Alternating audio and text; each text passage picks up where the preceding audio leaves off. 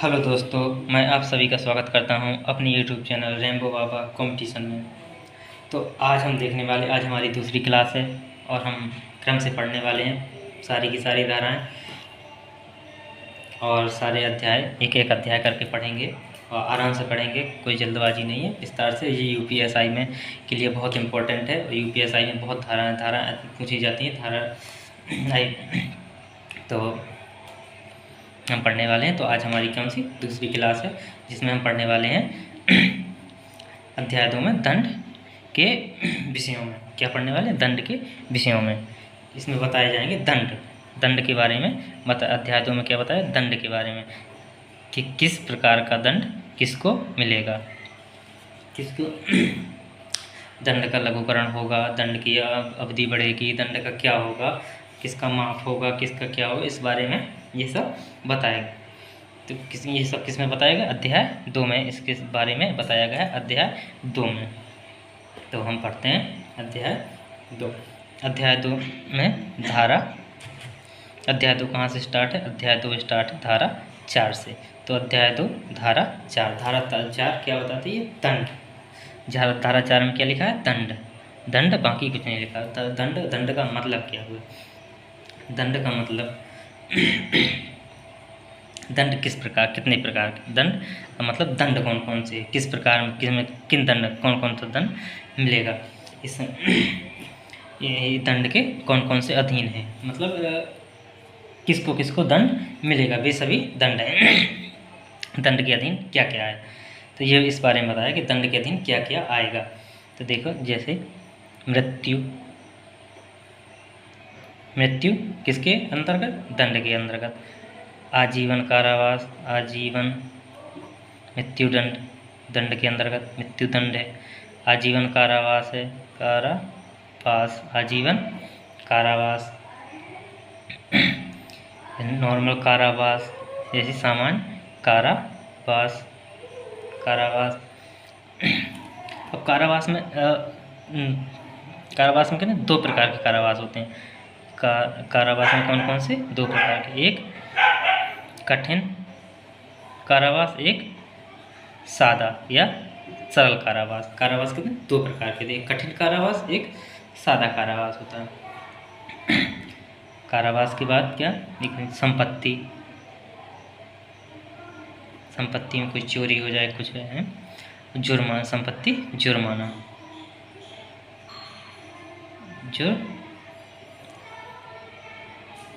संपत्ति का जुर्माना। तो इसके अंतर्गत, दंड के अंतर्गत इनको दंड, ये दंड हैं।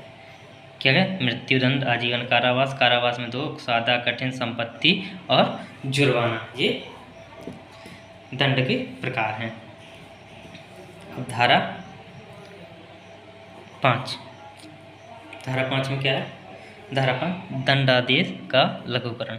दंडादेश का लघुकरण, दंडादेश का लघुकरण का मतलब क्या? इसमें तो इतना लिख दिया, दंडादेश का लघुकरण। तो इसका मतलब क्या हुआ?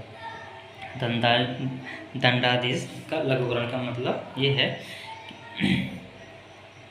भारतीय नागरिक सुरक्षा संहिता जो है, जो अपनी भारतीय नागरिक सुरक्षा संहिता जी है, उसकी अगर धारा 2023 में जो अभी बदली, ये बताया था अगली क्लास में, कि जो CRPC थी उसे किसमें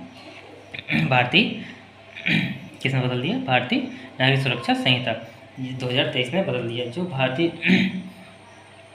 तो ये भारतीय नागरिक सुरक्षा संहिता 2023 की धारा, कौन सी धारा? धारा कौन सी? 474। ये धारा 474 के अनुसार किसी दंड में लघुकरण होगा। किसके अंदर? इसका मतलब है जो भारतीय नागरिक सुरक्षा संहिता 2023 है, उसकी धारा 474 है, उसके अंतर्गत किसी दंड का लघुकरण होगा। और ये लघुकरण कैसे होगा? इसमें लघुकरण का कौन करेगा? इसमें समुचित सरकार, इसमें सरकार, इसमें कौन कर सकती है? इसमें सरकार। जगह नहीं है यहाँ समझाने की। इसमें सरकार, इसमें केंद्र सरकार और राज्य सरकार, ये कौन कर सकती है? केंद्र सरकार और राज्य सरकार। लेकिन क्या होगा? अपराधी की कोई सहमति नहीं होगी, इसमें अपराधी की कोई सहमति नहीं होगी, अपराधी के कहने पर ये नहीं होगी। ये सरकार खुद करना चाहती है तो खुद ही करेगी। केंद्र सरकार और राज्य सरकार ये क्या कर सकती है? ये मृत्युदंड, केंद्र सरकार कर सकती है मृत्युदंड, मृत्युदंड को कम कर सकती है, मृत्युदंड में बदल सकती है। लेकिन राज्य सरकार मृत्युदंड हो या कोई और भी अपराध हो, और भी सजा हो, कारावास हो या कुछ हो, तो उसमें भी कम कर सकती है। तो ये कौन करेगा? ये धारा किसके अंतर्गत होगी? ये होगी भारतीय नागरिक सुरक्षा अधिनियम 2023 की धारा 474 के अंतर्गत केंद्र सरकार और राज्य सरकार के द्वारा दंडादेश का लघुकरण किया जा सकता है। अब देखते हैं धारा 6। धारा 6 में क्या? दंडाविधियों की भिन्न। ये दंडाविधियों की भिन्न, ये क्या है? दंडाविधियों की भिन्न, दंडाविधियों की भिन्नों का मतलब है, इसका मतलब भिन्नों का मतलब है कि आजीवन, भिन्नों का मतलब भिन्न है, इसके भिन्न प्रकार के दंड, भिन्न प्रकार के जो दंड हैं, तो इसका मतलब भिन्न प्रकार के दंड। इसमें क्या होगा? जैसे आजीवन कारावास है तो आजीवन कारावास को 20 वर्ष के कारावास के समान गिना जाएगा। इसमें क्या होगा? ये जैसे बड़े उम्र के आजीवन कारावास है या मृत्युदंड है, तो इन सबको जैसे, तो इनको क्या 20 वर्ष की कारावास के समान गिना जाएगा। या इसको ऐसे मान लीजिए 20 वर्ष की कारावास है, उन्हें आजीवन कारावास के समान गिना जाएगा। तो इस प्रकार से देख सकते हैं। हम देखते हैं धारा 7। भिन्न का मतलब है विभिन्न प्रकार के दंड। भिन्न का मतलब समझ में आ गया? दंडाविधियों की भिन्न, भिन्न का मतलब विभिन्न प्रकार के दंड, विभिन्न प्रकार के दंड। अब देखते हैं धारा 7 में। धारा 7 में क्या है? दंडादेश। क्या लिखा है? धारा 7 में लिखा है दंडादेश। दंडादेश मतलब संपूर्ण कारावास या उसका कोई भाग कठिन या सादा हो सकेगा। ये लिख दिया, दंडादेश संपूर्ण कारावास या उसका कोई भाग कठिन या सादा हो सकेगा। अब ये क्या मतलब है? अब इसका मतलब ये है कि यदि किसी जब कोई व्यक्ति का न्यायालय द्वारा आपराधिक घोषित कर दिया जाता है, तो उसमें न्यायालय का ये दायित्व बनता है कि ऐसे जो कारावास हैं, जिस कारावास में उसको सज़ा मिली है, जिस कारावास में उसको संपूर्ण सज़ा, पूरी सज़ा मिली है, जिसके लिए वो हकदार है, जिस सज़ा का वो हकदार है, तो उस सज़ा का कितना भाग कठिन कारावास होगा या कितना भाग सादा कारावास होगा, या पहले कठिन भाग होगा और बाद में कुछ भाग सादा भाग होगा, या पहले सादा भाग होगा फिर कठिन भाग होगा, तो ये सब इसमें बताया गया है। तो इसमें ये है कि न्यायालय द्वारा यह बताया जाए कि ऐसा संपूर्ण कारावास कठिन होगा या संपूर्ण कारावास सादा होगा, या कुछ भाग कठिन होगा या कुछ भाग सादा होगा। इसका मतलब ये है, संपूर्ण कारावास या उसका कोई भाग कठिन या सादा हो सकेगा। इसका मतलब ये है कि न्यायालय द्वारा बताया जाए कि जिस अपराधी को जो सज़ा मिली है उसमें कितना भाग कठिन कारावास होगा, कितना भाग सरल कारावास होगा या आसान। अब देखते हैं धारा 8। आशा है आपको समझ में आ रहा होगा। तो अब देखते हैं धारा 8। धारा 8 में क्या है? धारा 8 में जुर्माने की रकम। क्या है? जुर्माने की रकम, जुर्माना आदि होने में व्यतिक्रम, ये समझ में ना आ रहा तो व्यति लिखा, व्यतिक्रम होने पर दायित्व। जुर्माने की रकम, कैसी रकम? जुर्माने की रकम जो किसी पर जुर्माने में लगाई गई है, जुर्माने की रकम। जुर्माना आदि देने में, यदि जुर्माना देने में क्या व्यतिक्रम होने पर दायित्व। यदि जुर्माना आदि देने में वह असफल है तो उसका क्या दायित्व है, तो उसमें क्या सज़ा होगी, क्या होगा, इसका मतलब ये है। जैसे मान लीजिए यहाँ पे मतलब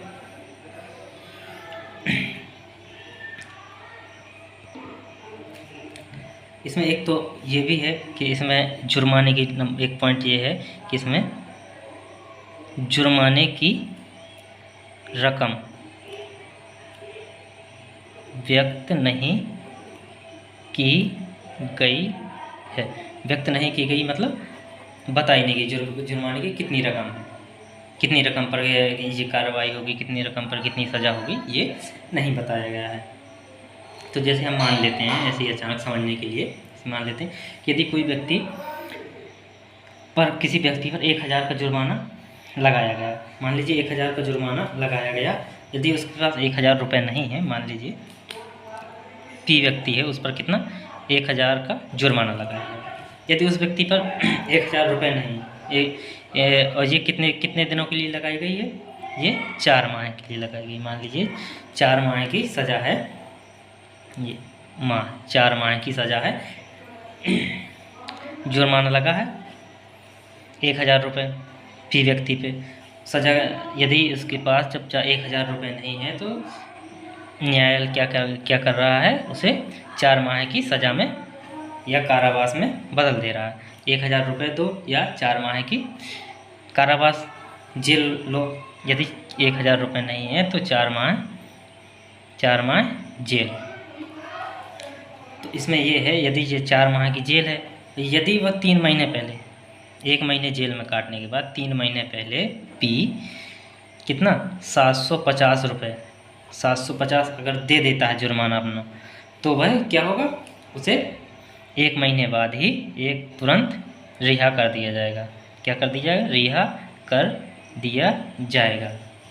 इसे क्या कर दिया जाएगा, रिहा कर दिया जाएगा उसे इतने में ही। जब वो अपना जुर्माना भर देगा तो उसकी सज़ा हो गई पूरी 3 महीने के लिए। 1 महीने का कितना बना, 1 महीने का 250 बना, 1 महीने का 250 उसने काट लिया, 3 महीने की उसने पैसा दे दिए, तो सज़ा उसकी हो गई माफ़, उसकी सज़ा पूरी हो गई, उसका जुर्माना पूरा हो गया। तो यही इसमें धारा 8 में बताया गया, जुर्माने की रकम जुर्माना आदि देने में व्यतिक्रम होने पर दायित्व। इसका मतलब ये है। आशा है आपको कि ये धाराएँ समझ में आ रही होंगी।